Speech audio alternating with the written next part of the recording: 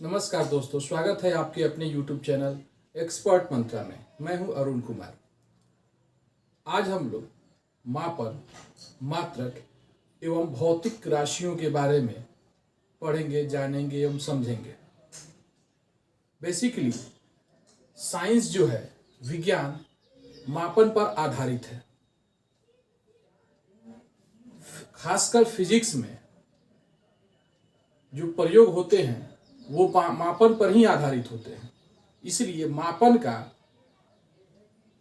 Science में बहुत ही महत्व है।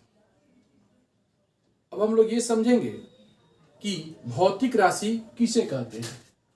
तो भौतिकी के नियमों को जिन पदों में व्यक्त किया जाता है, भौतिकी के जो भी नियम होते हैं उनको जिन पदों में व्यक्त किया जाता है उन्हें भौतिक राशि कहते हैं। जैसे लंबाई, समय, द्रव्यमान, आयतन, बल, क्षेत्रफल, ये जितनी भी राशियां हैं इन्हें हम लोग भौतिक राशियां कहते हैं। अब हम लोग यह समझते हैं कि मात्रक किसे कहते हैं।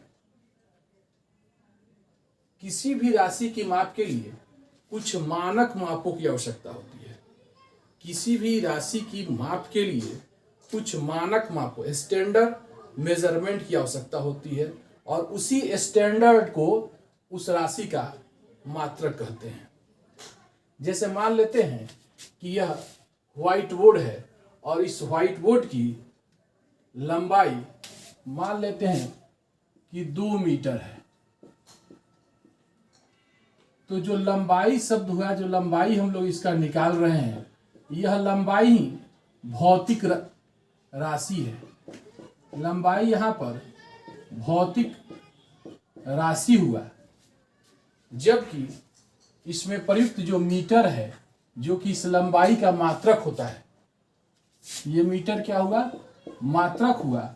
और इसमें जो यह संख्यांक, जो नंबर 2 का उपयोग किया गया है, ये डिजिट 2 का उपयोग किया जाता है, यह बताता है कि इसकी जो लंबाई 2 मीटर है, यानी 2 मीटर स्केलों के जोड़ के बराबर इसकी लंबाई है।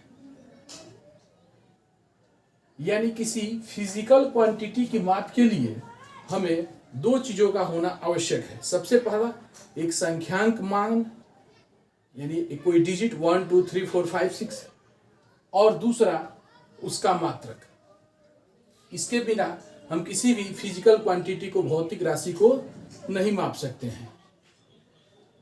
अब हम लोग समझते हैं कि भौतिक राशियां कितने प्रकार की होती हैं।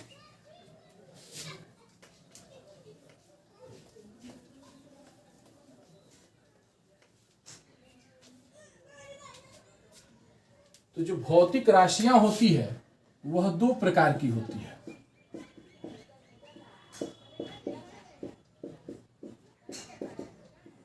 भौतिक राशियां 2 प्रकार की होती है। एक होता है आधारी राशि या आधारी राशियां, और जिसको हम लोग फंडामेंटल क्वांटिटीज या बेसिक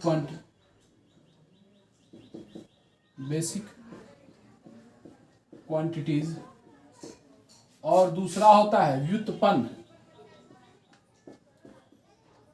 व्युत्पन्न राशियां, ड्राइव्ड क्वांटिटीज।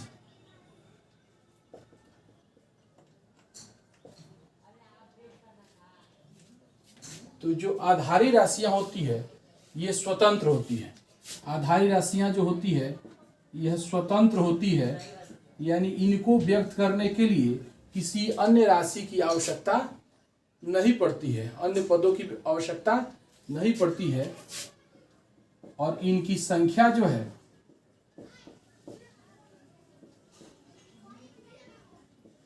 इनकी संख्या 7 है। जैसे इसके कुछ उदाहरण हो जाएंगे, लंबाई, द्रव्यमान, समय, ये सभी आधारी राशियां हैं। और दूसरा जो है व्युत्पन्न राशि। ये व्युत्पन्न राशियां वैसी राशियां हैं, ये स्वतंत्र नहीं होती है।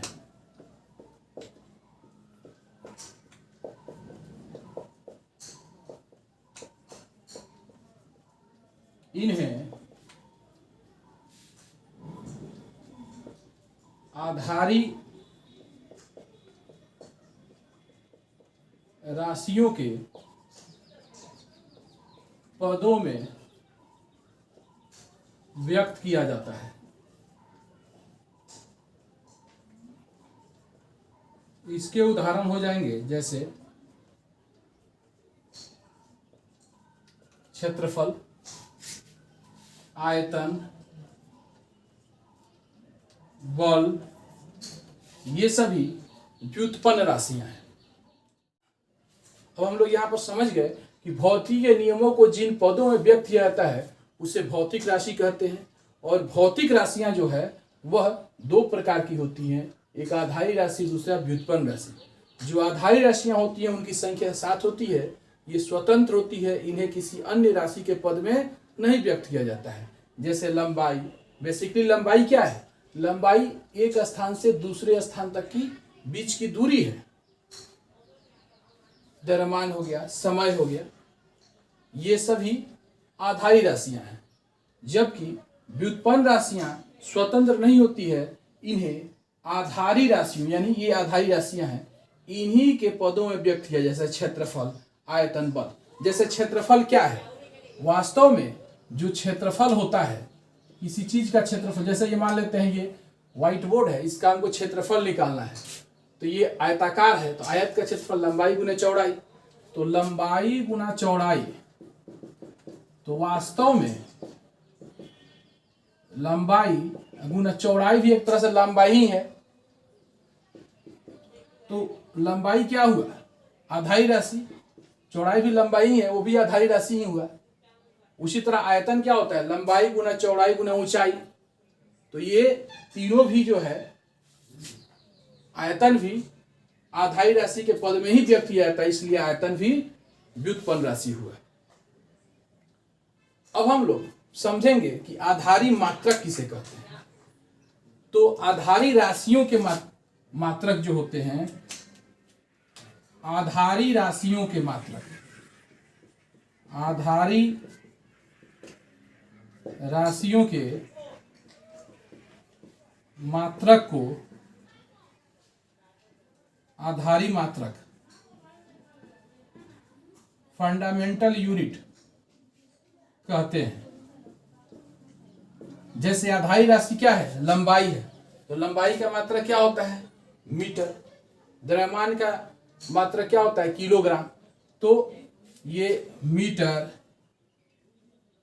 किलोग्राम, समय का मात्रक सेकेंड, ये सभी जो है आधारी मात्रक हुए। उसी प्रकार से व्युत्पन्न राशियों के जो मात्रक होते हैं, व्युत्पन्न राशियों के मात्रक को व्युत्पन्न मात्रक कहते हैं। व्युत्पन्न राशियों के मात्रक को व्युत्पन्न मात्रक कहते हैं।